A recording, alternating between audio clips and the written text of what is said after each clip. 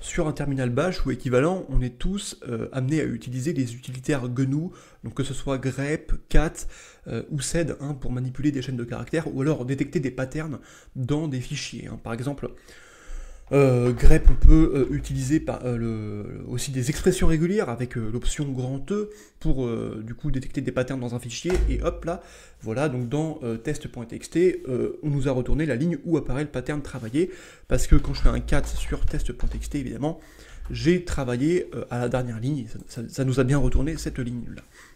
Mais dans un grand fichier, j'aimerais quand même bien que grep nous retourne aussi peut-être les lignes, explicitement les lignes où apparaissent les patterns, enfin le pattern désiré.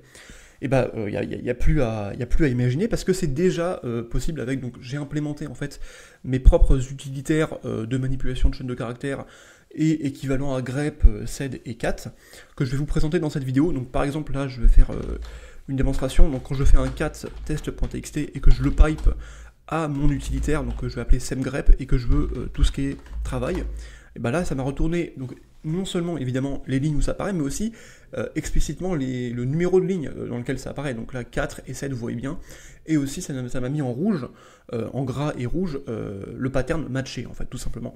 Donc je pense que c'est assez sympa, et si j'aurais voulu soir aussi, ça m'aurait retourné toutes les lignes où apparaît évidemment le pattern soir.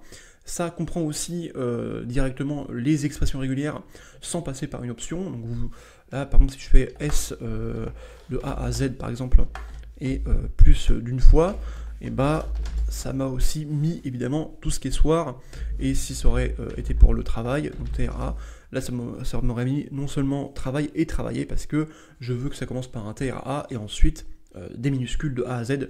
Une fois ou plus. Bon, déjà c'est un truc, donc évidemment c'est disponible sur mon GitHub que vous voyez juste là. Je vais vous mettre un lien en description. Il n'y a pas que grep que j'ai réimplémenté, mais aussi un petit peu, enfin pas un petit peu, dans comment dire, ces fonctionnalités les plus basiques sed et cat évidemment. Par exemple, alors juste déjà, quand vous colonnez le repository, ce que vous pouvez faire très simplement pour l'utiliser de manière assez sympathique, c'est vous allez compiler par exemple chacun des programmes en C++, donc vous avez semcat, semgrep et semsub. Donc par exemple là, si je vais compiler semgrep.cpp, ça va me retourner un truc qui s'appelle a.out, et vous allez mettre par exemple ce a.out dans un fichier spécial que vous allez, dans un dossier spécial que vous allez créer.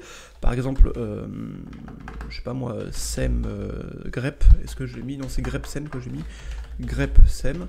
Et là vous voyez bien qu'il y a le fichier a.out, et dans votre bash alias, donc vous allez créer en fait un alias bash. Donc là si je fais, donc on y va, c'est dans le point bash alias.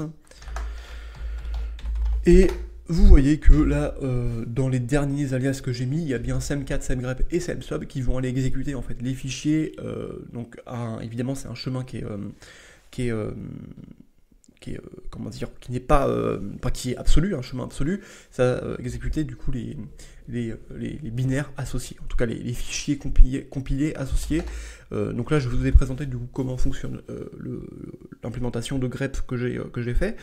Bon, vous avez aussi évidemment semcat, semcat, et là ce que vous pouvez... Ah oui, dans le semgrep aussi, là je vous refais le truc. Donc là, mon test.txt que je cat, et je vais piper ça dans le programme semgrep, et là, donc là, le pattern à rechercher par exemple, ou soir, voilà, et là je vais mettre par exemple des lignes, des ranges, un intervalle de lignes dans lesquelles le programme va être exécuté. Par exemple, si vous voulez pas que ce soit exécuté dans un certain nombre de lignes, bah, vous pouvez directement le faire ça, et donc là tu vois, vous pouvez en mettre plusieurs. Alors un range, une intervalle, c'est défini entre donc, un nombre tiré et un autre nombre là, et juste une ligne, c'est défini juste avec une ligne, un numéro de ligne juste après. Donc vous pouvez mettre autant de lignes que vous voulez, si c'est bien compris évidemment, dans votre nombre de lignes du fichier. Ça c'est basique. Donc c'est ce que je voulais faire, quoi, tout simplement.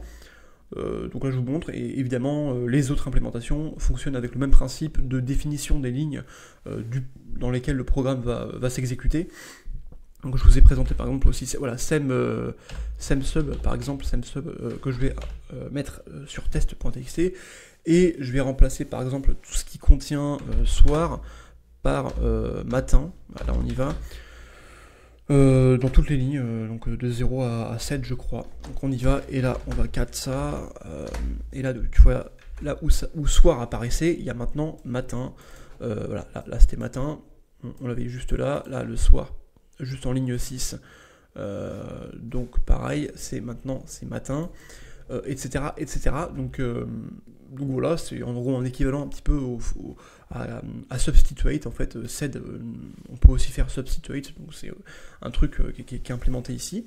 Et puis pareil, donc on peut aussi, avec semcat, qui est juste le dernier utilitaire que j'ai réimplémenté, voilà, c'est vraiment un truc très basique, c'est juste qu'on peut définir les lignes dans lesquelles ça va nous cat les... déjà, premièrement, ça va nous mettre les lignes, des numéros de ligne, au lieu de nous juste renvoyer en fait le contenu de fichier, et vous pourrez définir évidemment un range de lignes dans lesquelles le programme va performer, va exécuter, va nous outputer les lignes, c'est tout simplement ça. Par exemple, je vous ai dit tout à l'heure de 2 à 6, voilà, alors avec semcat évidemment, semcat de 2 à 6, bah là, ça nous a renvoyé les lignes du fichier de 2 à 6. Bon, petite vidéo, mais j'espère que ces utilitaires vous seront utiles a posteriori, et je vous dis à la prochaine. Allez.